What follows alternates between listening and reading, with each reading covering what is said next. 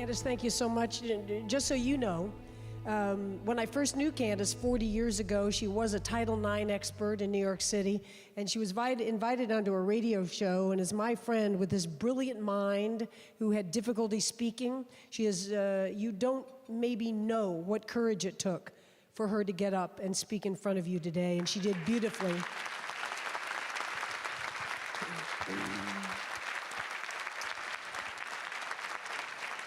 But back in that day when I first knew her, she was invited onto a rather prominent political radio show in New York City. It was going to be an hour live.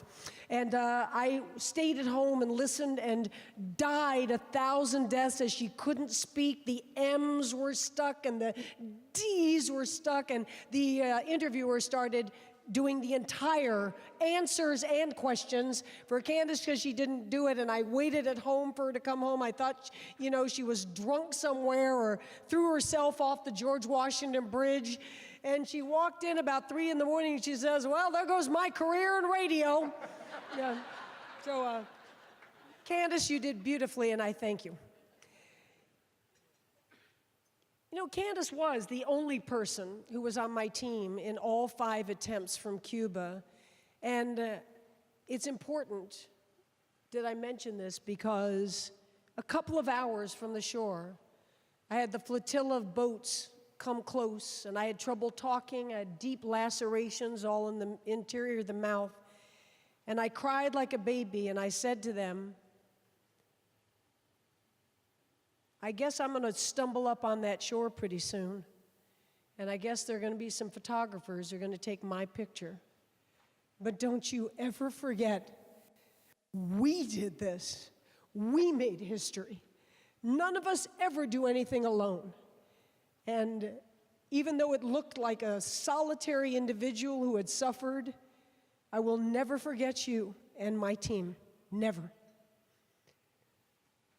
So it was the 5th time, and we stood on that Havana shore again. And all the world now stamped this event impossible. Since 1950, this is considered the Mount Everest of the world's oceans.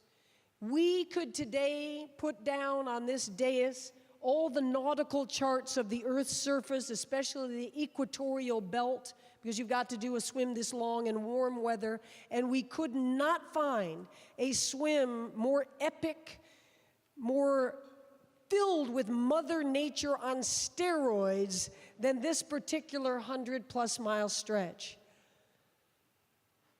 But all those people, the sports scientists and the marathon swimmers and CNN and even the documentary film unit, New York Times, all the people who had been inspired and following us for years, they said at this point, it looks like you're going to be about 95 when you're still trying to make it across there. We'll be on the other shore if you ever make it, but we can't waste any more time, any more resources. We've done the math. We've looked at all the computations of glycogen depletion and being immersed in a water liquid colder than your body temperature, and trying to eat and digest in the supine position where all that nutrition goes into empty spaces instead of into your muscle contraction. And I said, yeah, you can do all those computations, but you've forgotten one important factor, the critical factor, and that's the power of the human spirit.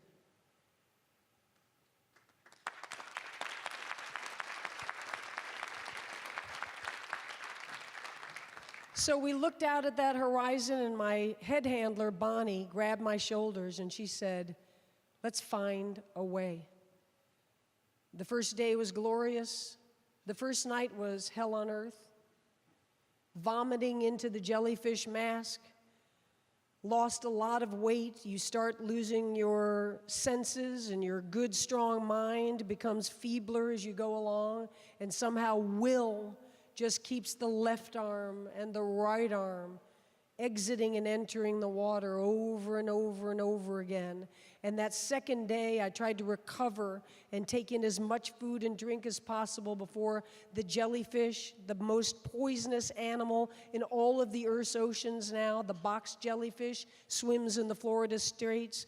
A a single sting on a small part of the body is usually fatal. In 2011, I made it through an entire 24 hours after being stung all over the body, and I do think it was will alone that allowed me to make it that period. The next night, stung again, and that swim was over because of the debilitation of those animals.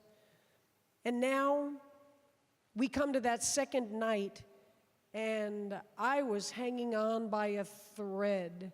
I couldn't concentrate well. I forgot what we were doing often. I was starting to get cold. I have a playlist of 85 songs, and now my mind can't even focus on the complex lyrics of the Bee Gees and such, and I'm starting to look underneath, and as I stroke, I thought, and I kept looking, breath after breath, I thought I saw the yellow brick road deep underneath, and I couldn't understand because I tried to focus and my vision wasn't good, and it wasn't Dorothy and the Tin Man who are usually on that road. It was the seven dwarfs trudging along, and I yelled up to Bonnie on the boat. I said, Bonnie, do you see the yellow brick road and the seven dwarfs under there? And she said, yeah, I see them. And she said, you know, the great thing is they are going right where you're going. So you follow them. And for a while, that got me engrossed, and I saw them, and as I breathed to the left, my right ear would dip under, and I would faintly hear them, hi-ho, it's off to work we go.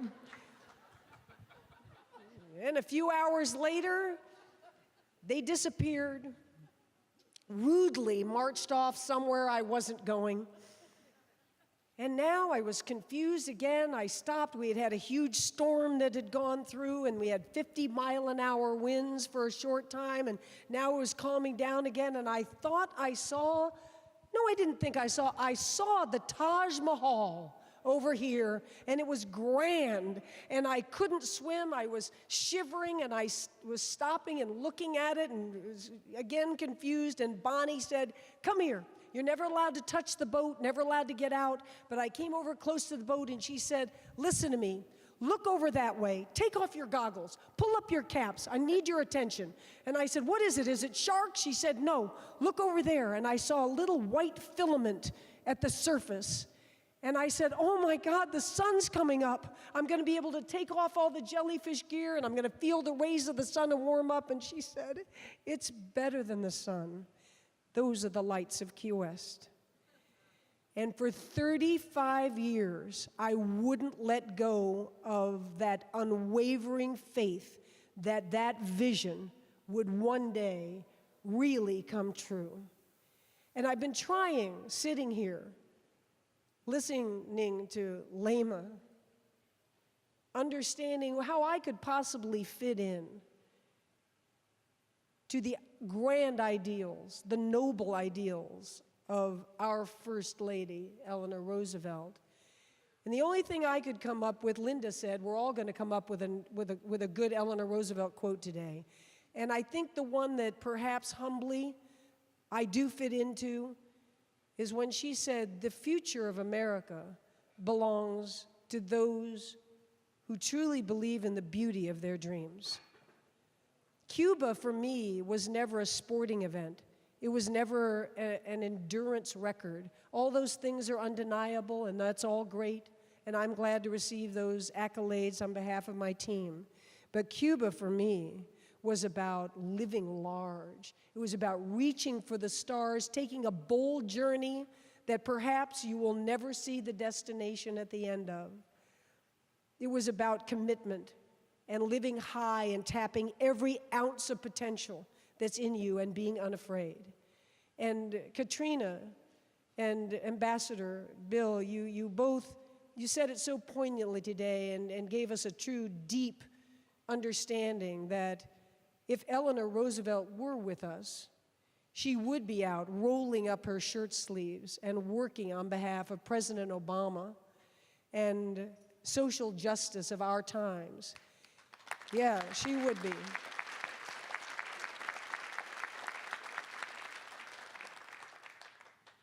But I'd like to think also, and maybe have the chutzpah to say, that if Mrs. Roosevelt were with us today on her 130th birthday, that she might be sitting with you, and she might be willing to applaud Jerry and Lema and the good people who work on behalf of the Astor services, and the ambassador and Katrina and even me, and be willing to say, those people refuse to quietly sit and let their precious lives just drift on by.